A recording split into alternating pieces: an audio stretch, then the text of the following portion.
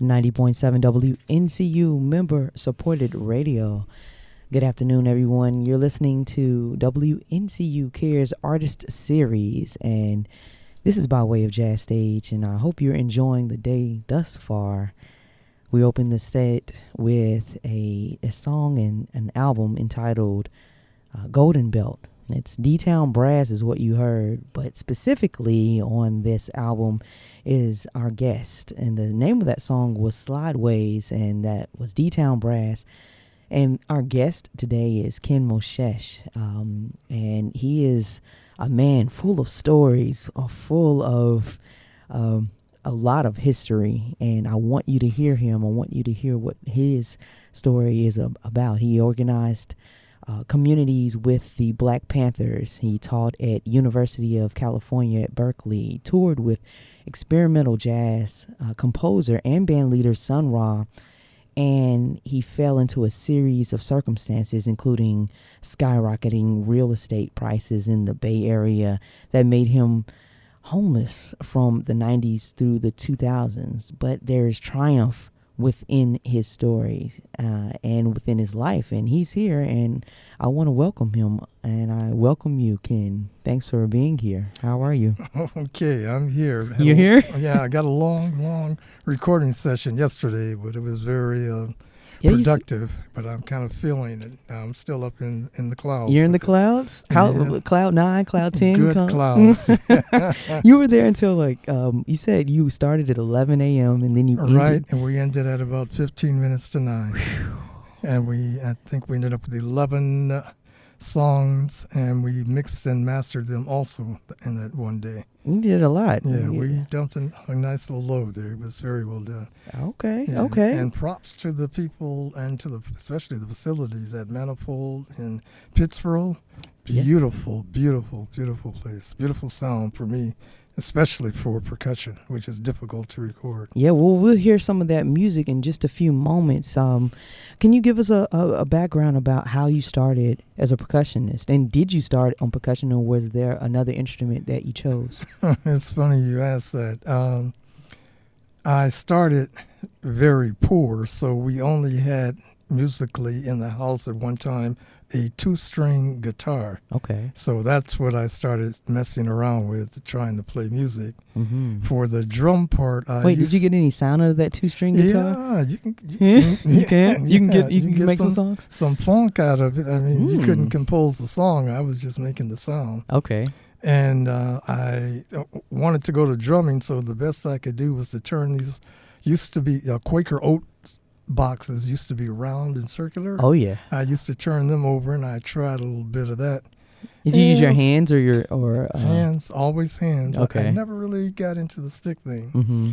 And then I made the big move. I saved up all my money. I looked in the back of this comic book, and they used to sell all of these things like invisible glasses. Yeah. I remember that. And I actually don't, but I can imagine. On the back of a funny book, they had all these things you could send off for, and I sent off for the drum. That would have been the start of my percussive career. And I waited, and a 16-wheel truck pulled up to my house. Oh. They came out, gave me the box, and I kept opening the box, and it got smaller and smaller and smaller. Like the Chinese doll? Yeah. A Russian doll, rather. Yeah, and finally, the drum was, I almost cried. In fact, I did cry. I was kind of young then. It was so small, it broke my heart. How small was it? A keychain size? Or? Yeah, it was. Yeah, it was. Are you serious? It was like that compared to what it should have been. Oh, not actual size. 12 inches or something like that. But see, in the picture, the advertising was such that it would have been a drum that you could play. Yeah. But for a small child, and for a small fee, and for me that was a lot of savings and stuff. But I thought about that. What was happening though? Mm-hmm. We in our community social activities, dances, the rhythm from James Brown, people of that sort, and the dances, the Texas hop, the cha-cha, was being kept in our feet. So I got pretty good, and I started thinking about it. Yeah, I was keeping the rhythm. I was playing drums with my feet at that time more so than my hands because what I had to do with my hands didn't work. And if I did that at the kitchen table with my father there, he would tell me what to do with that noise. Yeah, take it out of here. You know how that went. Mm-hmm. But eventually I ended up at the famous drum circle at UC Berkeley. And I believe that was started in 62. Mm-hmm. I got there at about 67. Mm-hmm. And for the next 40-something years, every Saturday and Sunday, from about 10 o'clock to 5 o'clock, we would play drums with all comers, sometimes with some people who knew what they were doing. Yeah. And we set up a place that was so famous that when they put out the UC Berkeley map, they would note that the drum circle was here. Yeah. And drum circles are very powerful. Has it been a spiritual experience for you? Or was it? It was very spiritual in the sense that the original people who started it, they had traditional types of drums and music. Mm-hmm. I was good enough to play with them, but they also excluded a whole lot of people who, for whatever reason. Yeah. So eventually we kind of split up. They played on one cattle corner of the big square, and then we went to the other square, and everyone or anyone who wanted to play would come there, and we would use the telepathy of drums to sort of teach whoever was sincerely interested in playing drums to play drums. Mm-hmm. And I wrote about this, unfortunately, in a memoir that I wrote, and I mentioned that most of the rhythms that we played, the only ones we could play with everybody, they were mainly fours, were militaristic rhythms for those cultures at that time, and that maybe it had something to do with all of the protests and things that came from UC Berkeley, since we were in the Lower Sproul Plaza, and most of those protests, the spokespeople spoke in the Upper Sproul.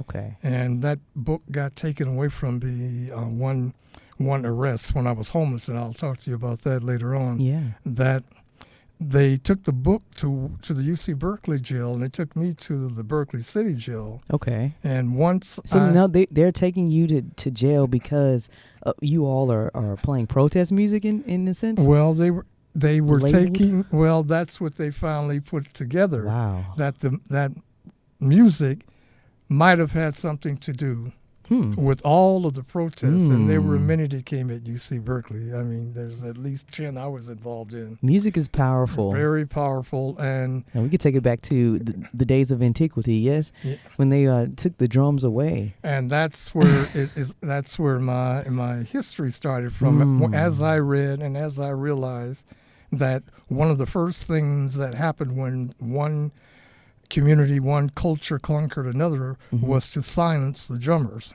So those people who had that ability to use those drums to bring people together, to get them to resist and protest, they got stopped real quick. In fact, I think it was maybe 1940 when they finally relented and allowed those type of drums to even be in jazz music. Now, you say those type of drums. You're speaking of specifically hand drums, congas. Okay, yeah. Yeah, when we get into the names, that's one of us, the drummers, not problem, but that's a thing where certain places call certain types of drums certain things. But yeah, it's congas, it's djembes, it's doombecks, it's doom dooms, it's talking drums, on and on. And I play all of those things. But yes, you do. As I learned yesterday when I was talking to Eon at the Manifold, that the doombeck drum here was called djembe in Egypt when he went there. Okay. And you see that as I've traveled around, you see different people call things different names. So I kind of stay away from that. Yeah, but I can speak of it, but I'm not a purist on that. I understand. Well, that's okay. It's okay because your music speaks for itself. Yeah. Let's hear some of your music from Manifold. Yesterday, I know you. I'm excited to hear this because it's hot off the press, right? Right. So we're going to check out this song, and when we get back, we'll hear more of your stories. Ladies and gentlemen, you're listening to WNCU Cares Artist Series with Ken Moshesh in the building. And let's hear one of his songs from The Manifold. Now, is there a name for this album? If you put it on, I started off with Genre Prime. Genre But Prime. the other people weren't able to make it, so I think I'm going to change it to Prime Drum Medium Rare. Here we go. 90.7 WNCU.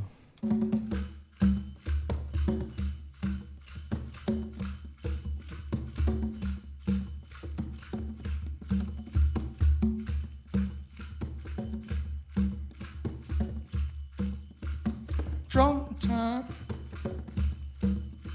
in the city. A little bit mean, sometimes it'll bitty. So dance of love that makes you pretty. Giddy up to the bank, like 50 and giddy. From the beginning of time to the urban jungle, drum's heartbeats have always rumbled through the valleys and fields and the mountain ridges, sun-baked sand and towering ridges. It's been drum time in the city. A little bit mean, sometimes itty bitty. It's the dance of love that makes you pretty. Getting up to the bank like 50 and ditty. Drum soul beats make life spark.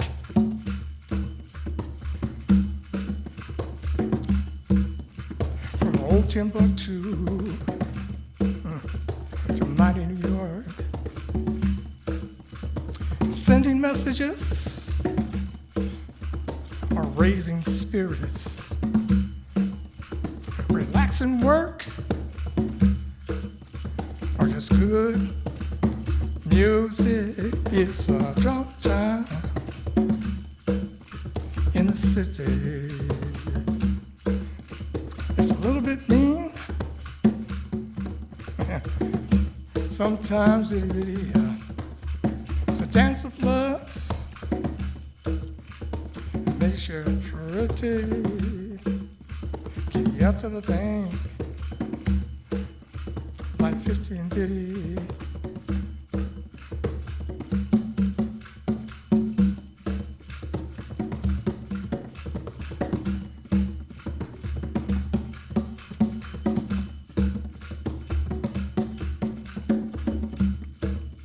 Through the senses of touch, movement, sight, and hearing, drums rhyming reasons, leave insides cheering. Though oppressed through time, because of powers to resist, drums still trickle down to create and persist. That's why it's drum time in the city. And a little bit mean, sometimes in a bitty. Dance of love makes you pretty. Giddy up to the bank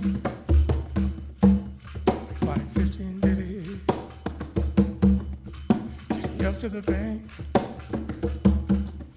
like 15 ditty. Giddy up to the bank 15 ditty. 90.7 WNCU. Drum Time with Ken Moshesh. Calling on the spirits. Wow. Okay. Yeah, that Well, let me point out, first of all, when we say record, or when I say record, Mm-hmm. it means that I'm playing the drums, congas, and I have bongos on the side. Mm-hmm. I have percussion on one foot that's playing, and then I'm singing at the same time, and it's one take. That's how we do it. Okay. I think for the first time I had to do something over there, but usually it's just a one type thing. When you say over there, where Over at Manifold Studio. Okay. Yeah. I'm sorry about that. No Yeah. worries. Yeah, and Yeah. this song essentially is saying what we were talking about before, that Mhm. if the drums are cut off, the rest of music went on and developed itself. Mhm. You know, flutes came from lutes and things of that sort, Mhm. and they were allowed to do that freely, so that in this modern age, you know, they're much more sophisticated than they were. The drums weren't allowed to do that.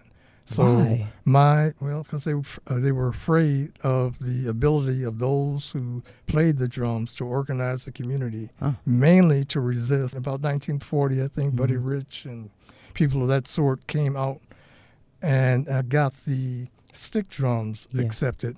But still, the hand drums, they were so-so. Some people came over from here and there, Mhm. but it's still a bit in the back. Okay. And so my manifesto was to take from the spirits, from the vibes of those people who were cut off in their prime, developing that, and bring forth some sophistication to the principles that they presented, and make it so that these drums are more compatible with what people want to hear in this day and age, and more compatible with the types of bands that play nowadays. Mhm.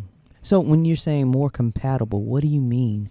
Well, you have to be able to, well, for me, it means like a person with a guitar can sit down and sing and make a composition, a song, and present it, and people can come to hear it. Yeah. You have to learn the techniques to do that. When drums were played traditionally, it was one person essentially per drum making one sound, or a group of people Okay. making simple sounds. That was the tradition. You couldn't play anymore. In some cases, you could only play with one hand. Of course, women couldn't play. You know, you had that going on, Mhm. and you had more religious type ceremonial music Okay. going, like every other instrument. Mhm. But again, they were allowed to matriculate into more secular things. They, especially in the slave holding places, drums were not allowed, because there were a couple of times when they were the preceding sound to some slave revolts, or some slave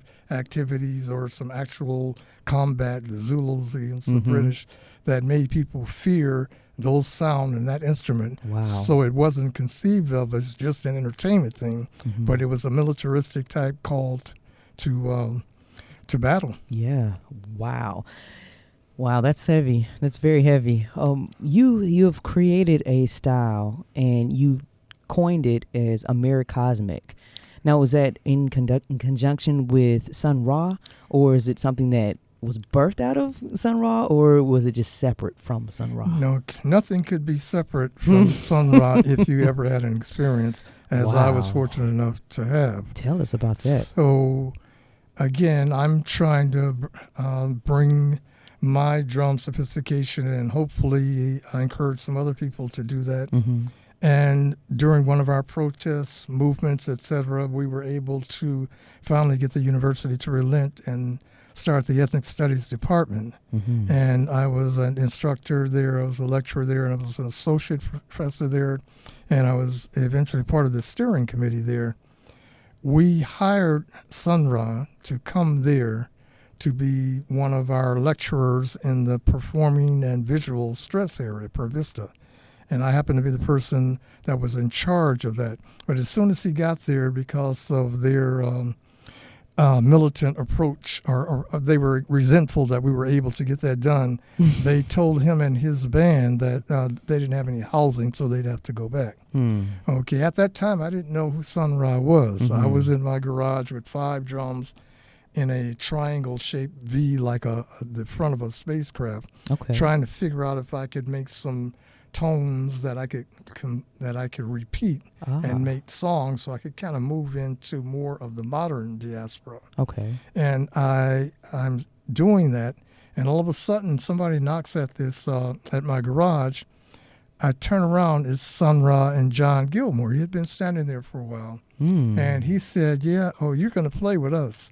I didn't know who he was or what he was talking about. But eventually, I had 6, 7, maybe 8 of his members stay up at this house of mine while we had to try and find housing for them. So I was able to talk to him, watch him transcribe, create music, look up out the window, look up at clouds, and do all sorts of things. And eventually I was playing with them. I think our first gig was the Berkeley Jazz Festival at the Greek Theater.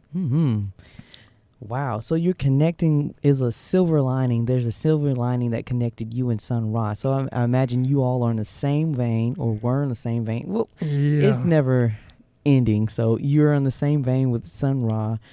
And you mentioned that there was a triangle shape. Now you put a pattern. So there's a pattern. Is there a frequency that's created because the drums are in a certain shape, or how does that work? If you take it to its extent, I was watching some shows last night. People keep trying to say, well, there must have been a connection between much, much earlier people and supernatural persons like, aliens and people from other planets, because some of the activities, especially in terms of construction, et cetera, what could not have been possible, they claim. And then they talk about certain things like possible wormholes or ways that persons could have been here before. And they point to masks and certain statues that look like some otherworldly type beings, and we look at hieroglyphics and things of that sort. I know that, and other musicians and drummers know, that you can play and get into music, and all of a sudden you'll end up using expressions like that was way out, or that went somewhere, or you get to the point where you were other than where you were when you started. Some people will take it further and make it out-of-body experiences. I've experienced those. Sun Ra was more specific. His was to the planet Saturn, and he remembers that.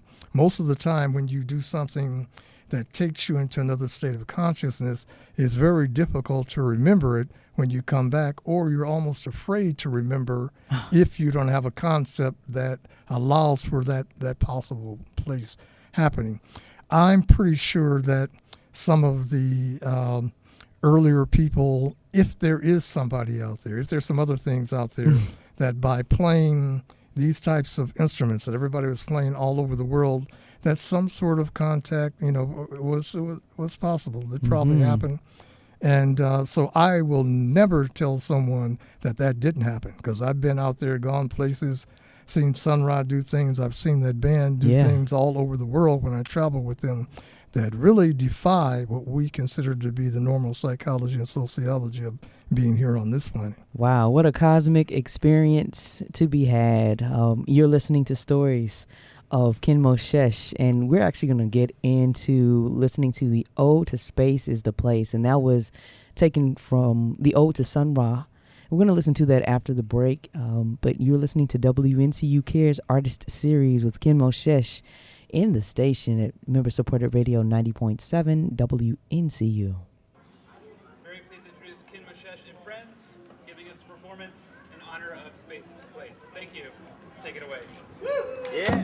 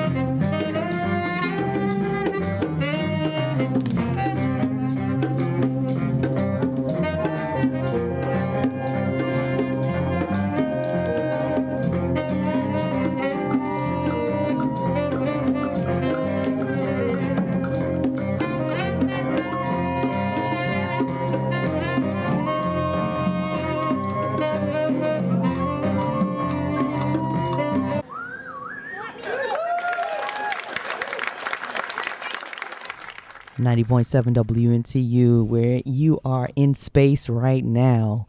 You're listening to the sounds of Ken Moshesh, and that was an ode to Space is the Place, an ode to Sun Ra. Wow. You know, I actually heard I saw a video of him long years ago, and it just took me to a different mindset and just to approach music differently. How has listening to him, or how has this music sent you into, I guess, another realm? That, and he actually gave me confidence to pursue the so-called impossible thing that I was trying to do, which was to make it possible to compose music and listenable compositions with only percussion. Mm-hmm. He told me it would be a very difficult thing to do. It fit in perfectly with what he was doing. Mm-hmm. And he cautioned me about certain distractions. People would steal your stuff. They would do this. They would do that to try to distract you from that, because it would take a long time.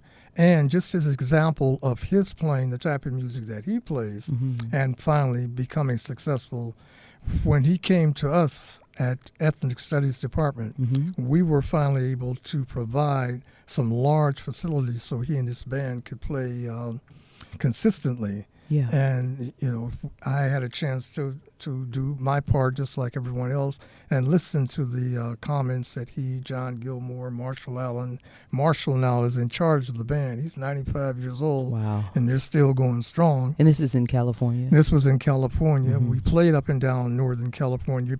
The movie you saw probably was Space is the Place. Yes. Which is his most famous movie. Yes. And I fortunately was able to go in there and use my 5/3 drum combination. He encouraged me, and he also began to, like he does with anyone who's in his band, teach you through osmosis, through lectures, through many ways that you don't even realize until many years after he's passed away. I think he went in 93.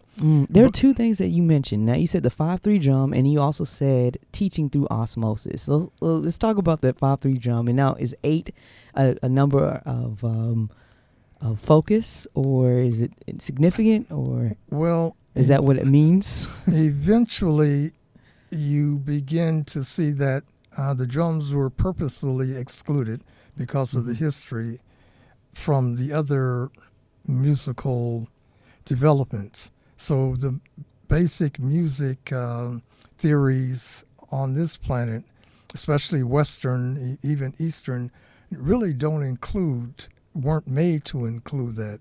And if you're playing drums, trying to compose something that you could do yourself, or if you could repeat using do, re, mi, fa, or whatever tonal micro thing that you would use. I want to call it a thing because the drums have tones, but they're different. Some people call them subtones. Tones. That doesn't work because they change. They're so changeable when you do that. In fact, you have to go to some other systems that we have put in numerology, hieroglyphics, esoteric type things. So when I'm playing, especially when we go back to listening to some of the music from Manifold, these songs are being manufactured according to certain patterns in certain different positions so that they can be repeated that will. You hear some tones, you hear some things that are similar to the types of things that occur in Western and Eastern music, but that's not the generating factor. You can ascribe certain patterns over one drum. In most cases, for me, it takes 2 drums. I started with 5 drums because that was the easiest way to get these patterns. Okay. But recently, so you're playing all the patterns at the same time? All at the same time. Wow. So that's the technique you have to learn. It sounds like it. And then the second. How do you? You only have 10 digits. So but are you? Well, see, then that's another problem. with drummers, there were certain traditions that went against the development, along with the colonialization type thing. Wow. Certain people, many traditions, you only played one sound with one hand, the other hand slid. You didn't use the fingers. Okay, and the other hand was not really involved in the compositions, which were not that many at that time.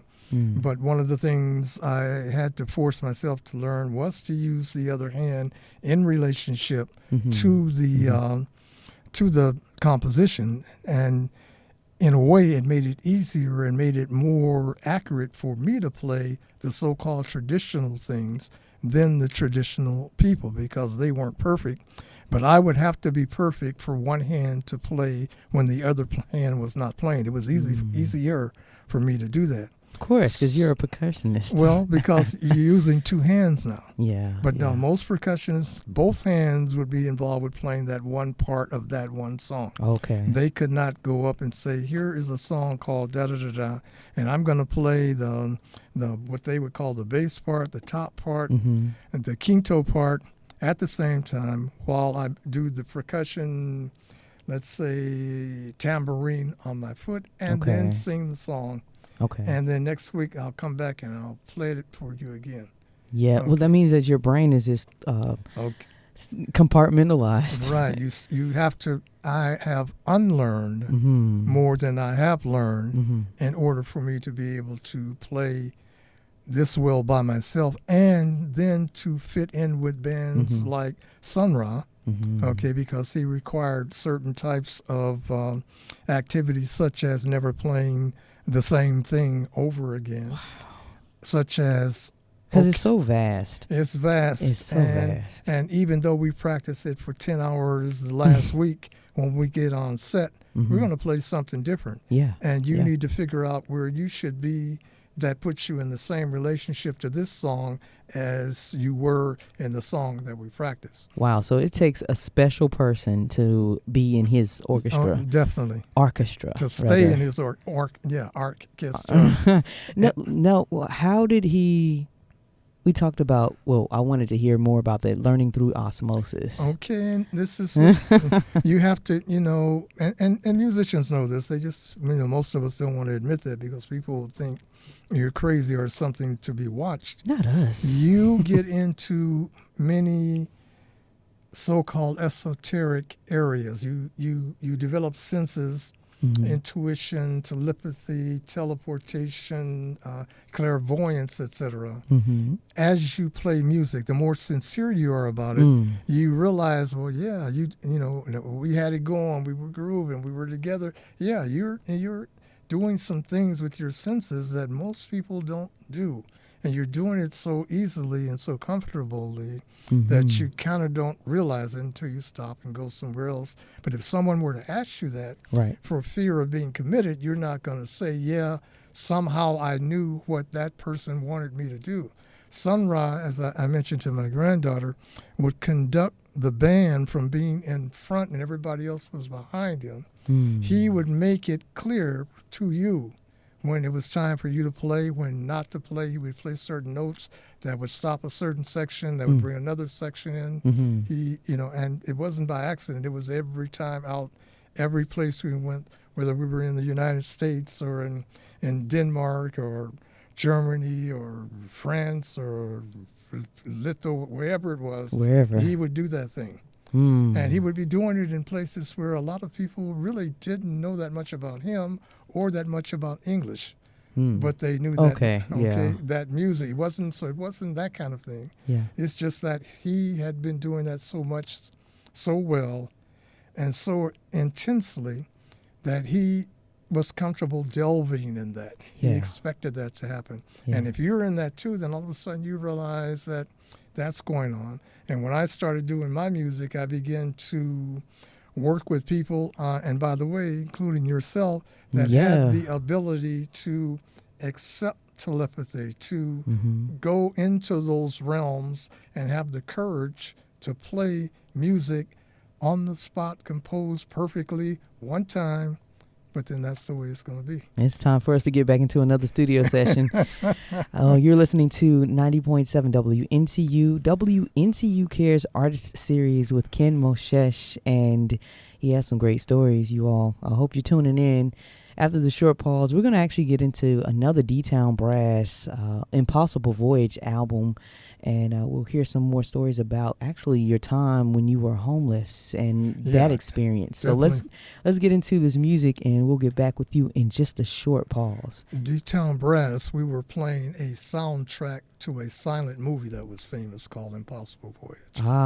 So this should be great. Do you have a specific, a favorite? It doesn't matter. Any of them? Yeah, it's just whatever they asked me to do, I was able to do it as a drummer. Okay, well, let's go ahead and do it as a drummer right here at 90.7 WNCU.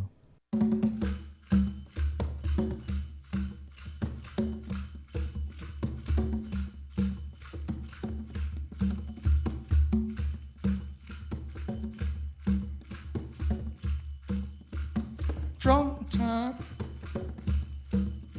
in the city.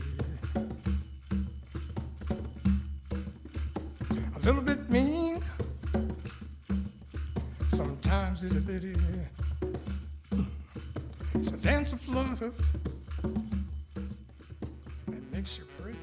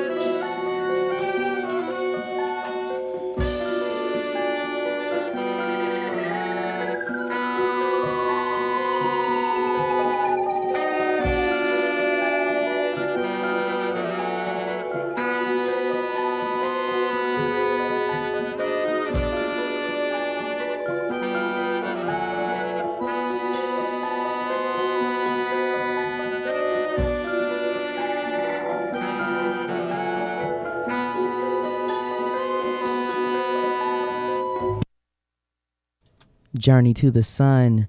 This is what you're hearing, ladies and gentlemen, 90.7 WNCU, and that was from the album Impossible Voyage, and that was D-Town Brass with Ken Moshesh as one of the percussionists on this album. And you have a story for this particular... Have you seen the movie? I mean, have you seen the movie? Oh, yeah. Well, actually, what had to happen was a silent film, very famous silent film called Impossible Voyage, had no sound. And so the project was for D-Town Brass to play some music to what they saw occurring there. So all of these songs are playing to what's going on in the silent film at that particular time. Yeah. Okay, and saying D-Town Brass, when I came to Durham from California, and I was going to, I guess, the public video office in Durham, I saw these guys going up the back of a building over at Golden Belt, up a fire escape, and they were carrying instruments. There's about 15 of them, and I mean, it was way up in the air, and the fire escape looked like it was going to fall at any minute. So that captured my attention. I paid attention to them, and finally one came over. We started talking, and I said, well, what's going on? He says, well, this is a band called D-Town Brass. So I go, yeah, okay. And we're modeled after Sun Ra. And I go, what? Raises antennas. I used to play for Sun Ra. So he looked at me as incredulously as I looked at him, because most of the members of this band are, let's say, non-black. Okay. Modeled after Sun Ra. Was that the criteria? No, I don't know what the criteria was. Previously. I'm not even sure of that, because I know people were coming and going. Very few people survived during the time I was there in that band. And the ones who were there for a long time. As you mentioned before, only a certain type of person who would have that kind of skill, who could more easily do something else somewhere else, would decide to put themselves in a position where they're going to be judged on their telepathic ability to play music exactly right as projected by a leader who was that demanding. It sounded spot on. Yeah, it was, you would hear about it if you didn't do something right. He would say, look, you da-da-da, and the next time let's have that go. And then we might not do what we practice. He still would expect you to understand the relationship that was there. And so wherever else we went, then you still should occupy that position. You're supposed to be able to do that. I mean, one time I thought I let him down was we were actually in Berkeley, and it was time for me. You could tell by the way he manipulated the band. It was time for my solo. I went to do my solo, and my hand went right through the drum. Whoa. So I stood there looking like, what the? So he talked to me later. He said, what happened? I said, my hand went through the drum. And he said, yeah, but you had 4 more drums. Okay, from then on, nothing ever changed. The show must go on. The show must go on, and you must, keep yourself in that frame of creative mind. So if that didn't work, do something else. If your hands are falling off, use the tom-toms and play the drums this time. If your hands are falling off, huh? Well, you're listening to 90.7 WNCU Cares Artist Series with Ken Moshesh, and we're going to play some music to the top of the set, but when we return, we're going to hear more stories. I'm enthralled by these stories. Thank you so much for sharing, and we'll be right back. But here's Sun Ra, since we're in that vein of Space is the Place and orchestra and your connection with Sun Ra, Ken. We're going to play some more music for you at 90.7 WNCU. Come on and join us back for WNCU Cares Artist Series at member-supported radio 90.7 WNCU.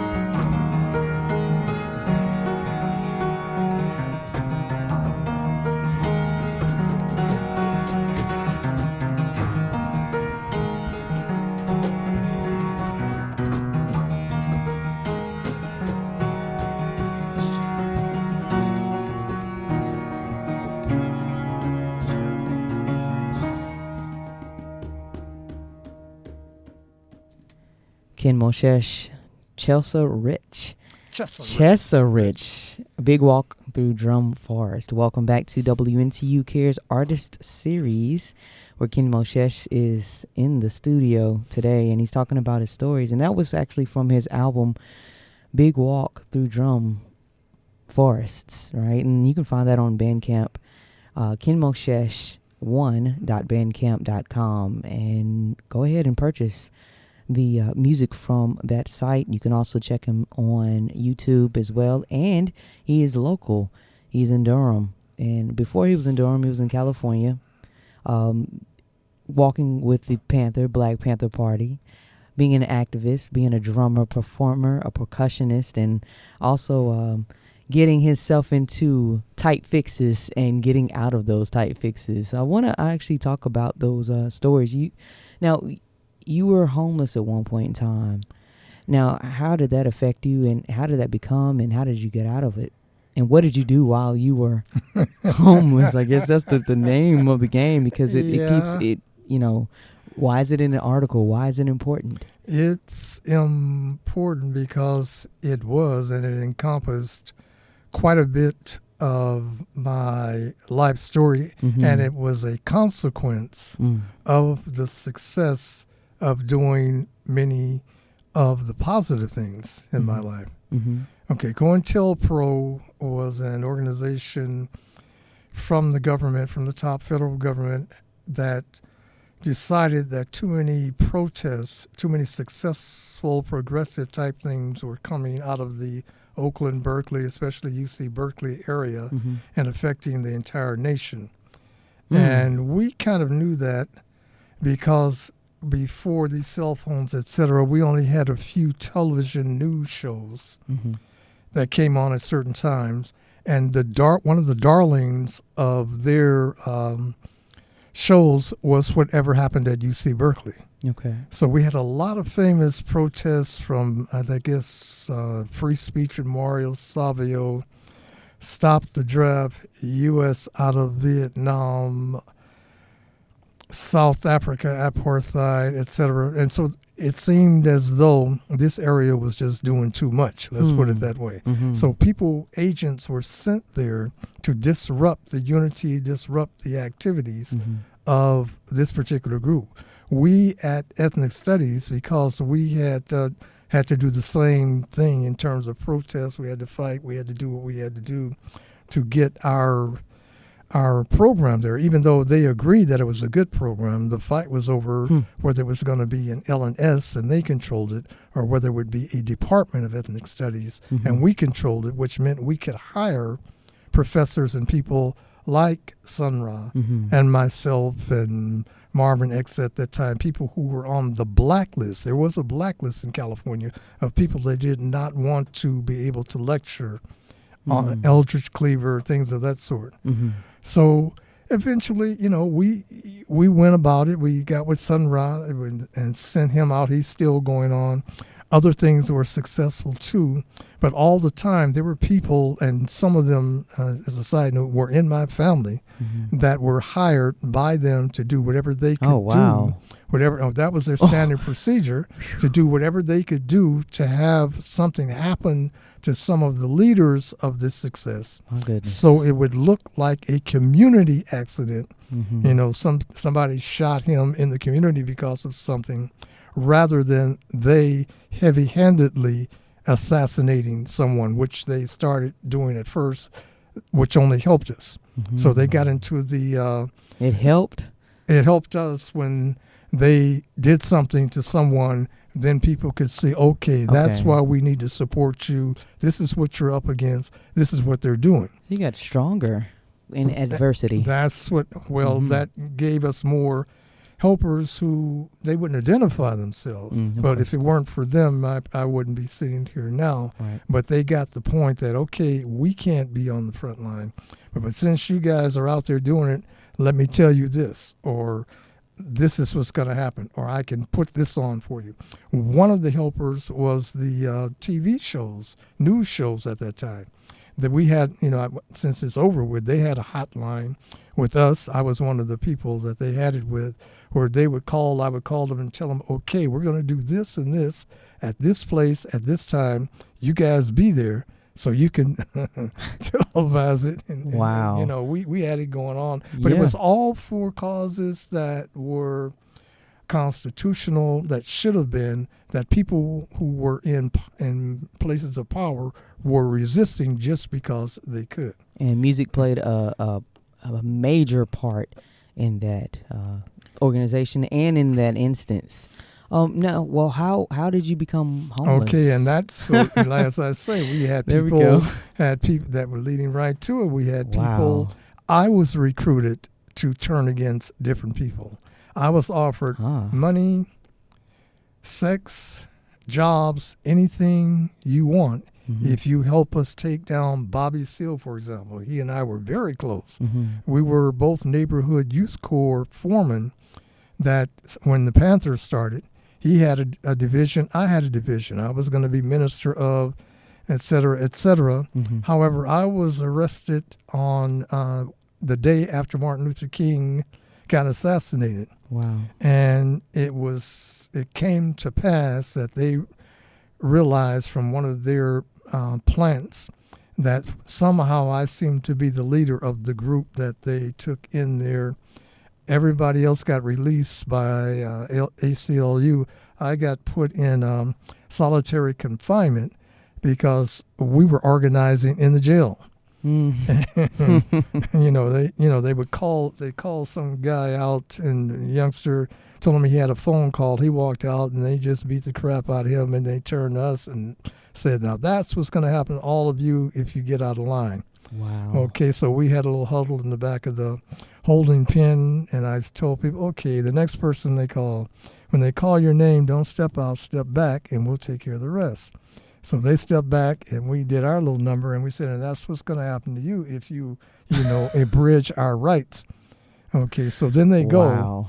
They find out, apparently they had somebody there who was one of their people, Mm-hmm. and he lets them know that this guy seems to be the one that they're following, that that came up with this. So then they call me and say, hey, you have a phone call. And they go, no, don't. I said, no, I got to do what I got to do. Excuse me. So I step out, but I step out swinging. So we went all the way up and down the aisle, because what they're not supposed to have is weapons there. So Mm-hmm. so you don't get your hands on their weapons and cause even more problems. So that scuffle went on for a while in front of everybody there, and they saw what a Black Panther would do in self-defense. But eventually we got to the end. One of the guards did pull a gun. Then they motioned me into the solitaire and essentially threw the key away.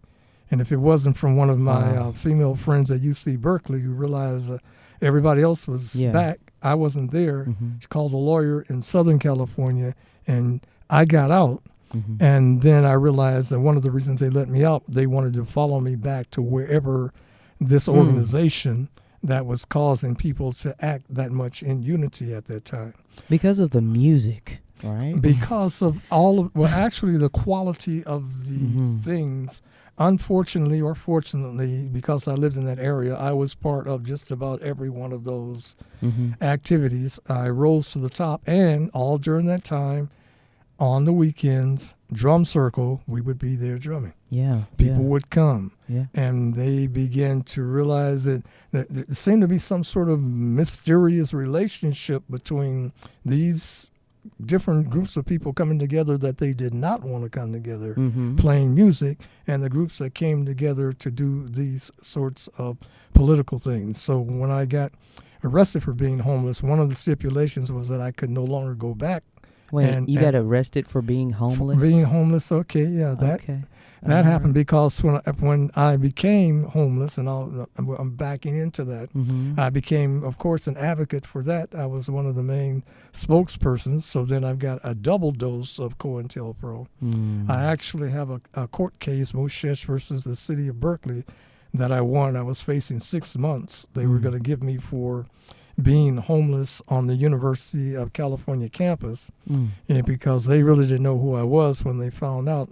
In my defense, but how could I be homeless on a place where I'm alumni, et cetera, et cetera. Anyway, we Mm-hmm. won the case. We got that blocked. Mm-hmm. But again, that put another target on my back. Here he goes again. And you would think that would have happened. I became homeless because in my family, they convinced certain people to steal property, to do all sorts of physical things that they assumed that I would react to, which would then give them the opportunity to arrest me for 40 or 45 years, Wow. like Abu Jamal, somebody of that sort, Yeah. or for me to either shoot or do something Yeah. violent or get shot by someone like Huey Newton. Mm-hmm. Okay, Mhm. that was another straight setup. So we talked about those things. We saw what was going on. I especially saw what was happening.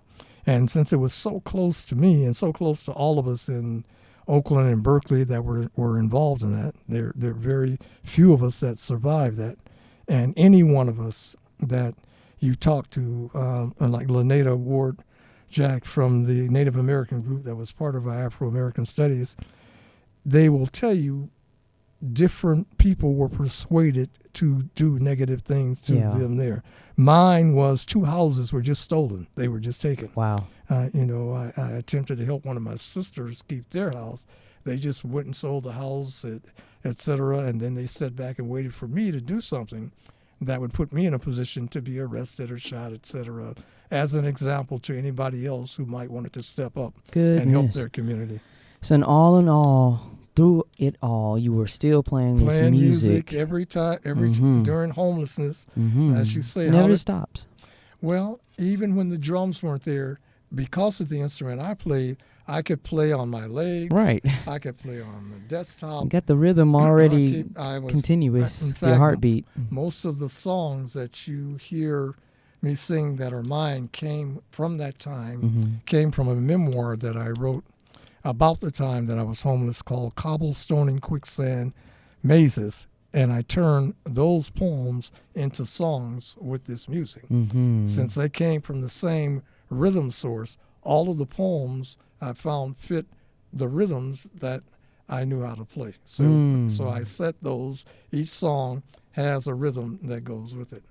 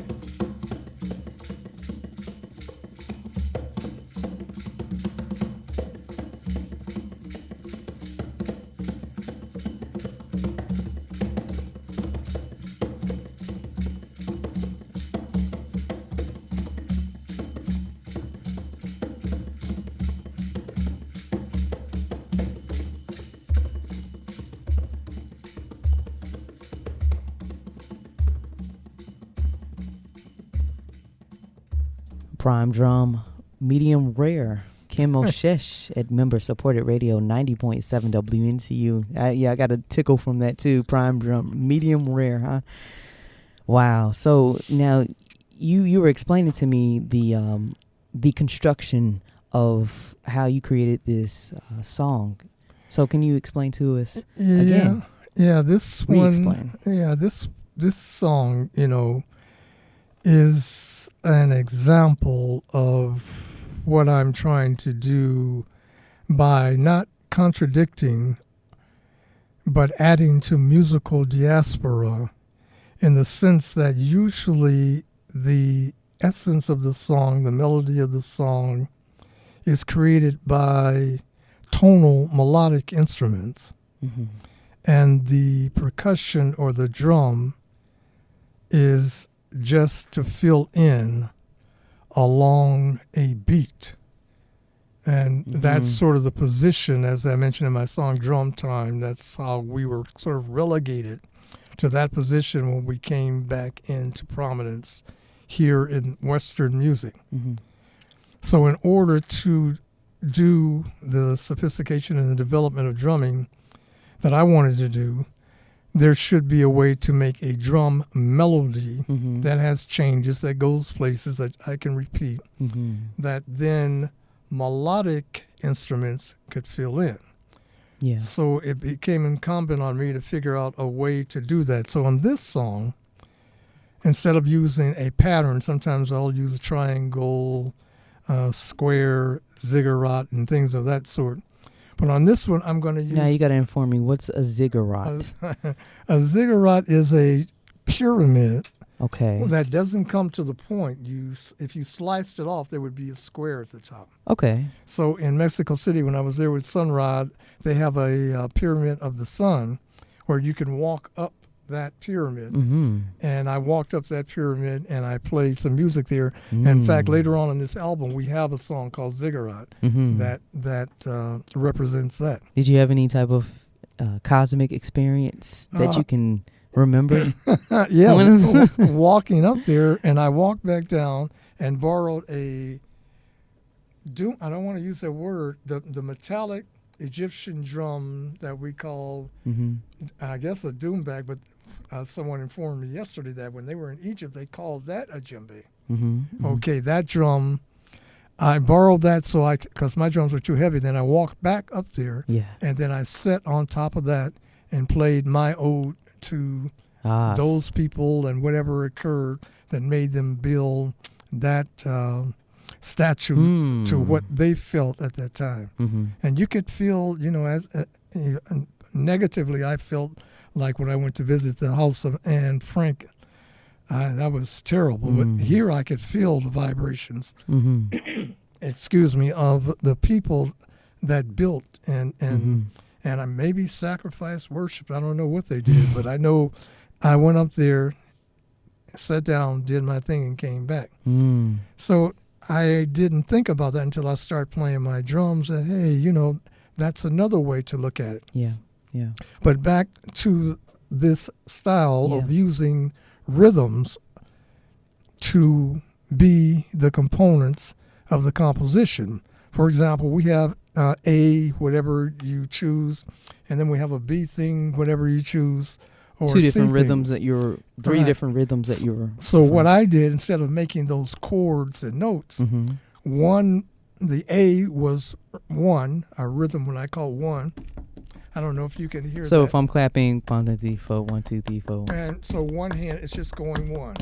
I have two drums, so it's just on that one drum. Okay. One hand is doing that. The other hand can do anything it wants. But okay. Yeah, that's what I had to learn. Is that I can play not only that part, but I can play this part too. So that's one. And that's the A rhythm. Excuse me. The B rhythm is 2, 1, 2, 1, 2. So that's consistent. So everything. So that's the B rhythm is 1, 2. Then the C rhythm is 1, 2, 3. Now, if I have two drums in front of me, if I use the top part and the bottom part, that's a square. Okay. top parts at the top that you usually don't play, and the parts at the bottom that make the tone. Okay. So I can go 1, 2, 3, 1, 2, 3 with one hand, while the other hand is doing whatever else it's going to do. Yeah. So then the composition and the discipline has to be, okay, how many bars we want? No, with 8. Right. 1, and then 2, then back to 1, and then 3, which is A, then B, back to A, and then C. That's how it starts out. Okay. But when I finish that, then since this is in a triangle, that's the pyramid thing, then the vertice goes to B. The second series, which is 1, 2, which is 2. It goes to C, which is 3. 1, 2, 3, 1, 2, 3. Yeah. Back to 2. And then to 1 again. We definitely need your drums in here right now. So, because that's all that's in the universe. So it rotates around and it revolves just like the Earth does. Wow. So it's just, but it's using rhythms, just rhythms. So when Chester and Jill and all the other people get back, the song is already played for them. They can fill in. Chester plays flute also. Jill does the moog type thing like sunrise. They'll fill in around that. So you reverse the roles. That's the word I wanted you to do. All right. I got it. Ding, ding. That's what it is. I'm reversing the roles, but not to condemn the other role, but to add to the diaspora. Yes. Now we've got all sorts, because the song that you play, then Chester on the piano was playing the main melodic thing as usual, but then I was using the drums to fill in the Americosmic way. And then we boil it down to polyrhythms. Yeah, they're polyrhythms. Polyrhythms. But the rhythms are usually centered around the instruments that we've made tonal so that they would be the center rather than the drums.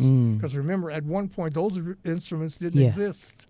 So it had to be a percussive center. And usually they had a top drum that played the loud, fast things that you see in Afro-Cuban. And they had a deep bass drum, and they had some drums in the middle that would play a melody, but the melody would usually stay just like that. It was stationary. And it was like the communities in those times. They were hierarchical, and they were stationary. If you were born at the bottom, that's you. That's all you did. That's until all you died. In the middle, maybe you're the craftsman. That's all you did. And the people at the top, Quinto, that's what they did. So it symbolized that. Wow. But see, we have a whole different society now. Things swirl, and especially when it comes to women, because most of the times the women were left out of those. They weren't even allowed to touch certain things. So now we have a process I'm working on. I have some of it done. I'm going to have some more where I can make the music with the drum, and either the other person, no one was there at this last session. It was just me, so I did the whole thing. Did everything. And if I wanted to, I can sing, or as we'll go to another one, I can chant. Okay. But I can actually do what people do with Western music, Eastern music, with just percussion, but it has to be based on a system that's different. And in this case, it was the rhythm system, then into the triangle. Since I had a triangle, A, rhythm of B, and a C, I rotated around that. I had to stay in that because that was my universe. And I gave each rhythm the chance of being the center rhythm, going to the next one, back to it, and then to the third one. It just goes around and around. It's cyclical. That's how the universe like the is. Universe, for right? sure. Exactly. I'm with you on that one. That's the universe. Well, check it out. When we return, we're gonna have a short pause, and then I want to hear Intergalactic Vortex. Now, is that on the basis of right? That's even more interesting because after 1980. I haven't been with the Sunrise Orchestra, and they've been traveling, the spaceways, the world.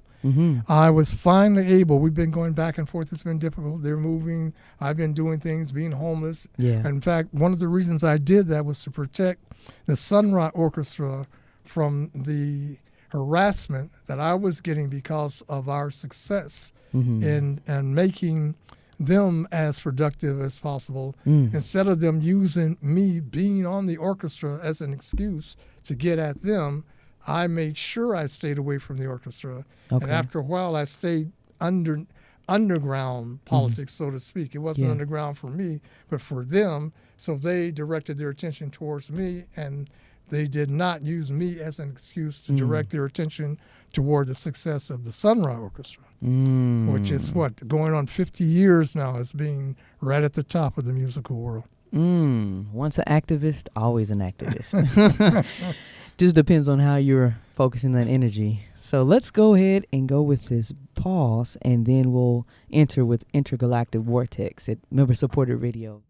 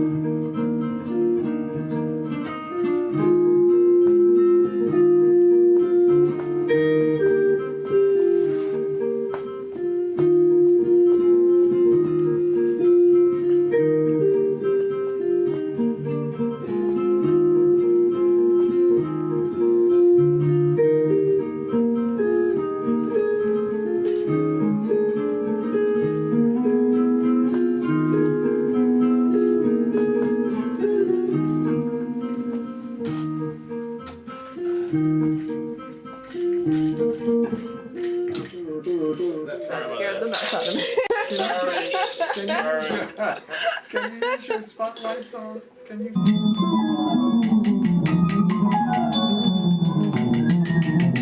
I don't know if that helps or not.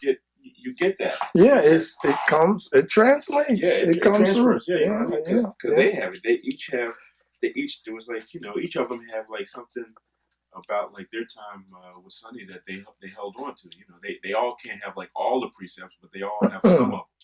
It's some energetic and really electrifying moments happening right now with Ken Moshesh. He has so many stories and he's sharing, and a lot of people are really happy. Someone just called in, was really excited about your stories that you are sharing, and they are relating to you. So I appreciate you for being here and sharing your stories, because you have a wealth of information. And I actually was going to ask, do you have you created any drum circles in Durham?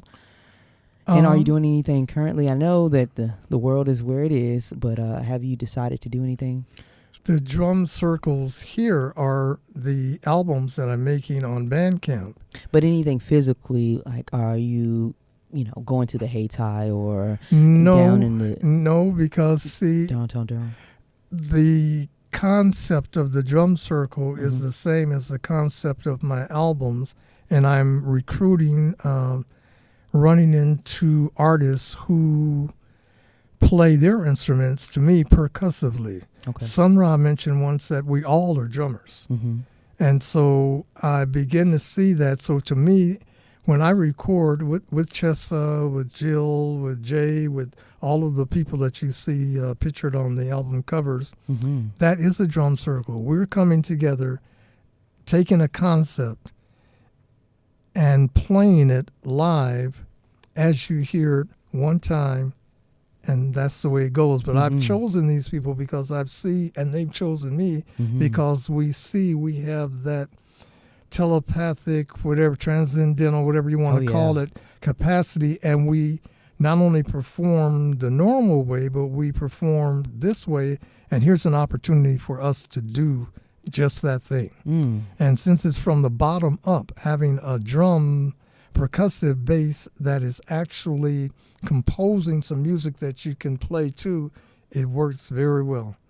See, Sun Ra played his instrument percussively. He got on that move, and he let us know that, everybody was essentially that. And some people didn't want to believe it, but like I told them, sometimes John Gilmore, who's famous for the horns and stuff, he would be on the trap set playing drums. In fact, Sun Ra once had to tell us, hey, we're not a drum group. When you guys are supposed to get off the drums and go back to your instruments, do that. Because a couple of times we all the people who play other instruments would take drums, then they're supposed to come back at a certain time. One time we got carried away, we didn't come back.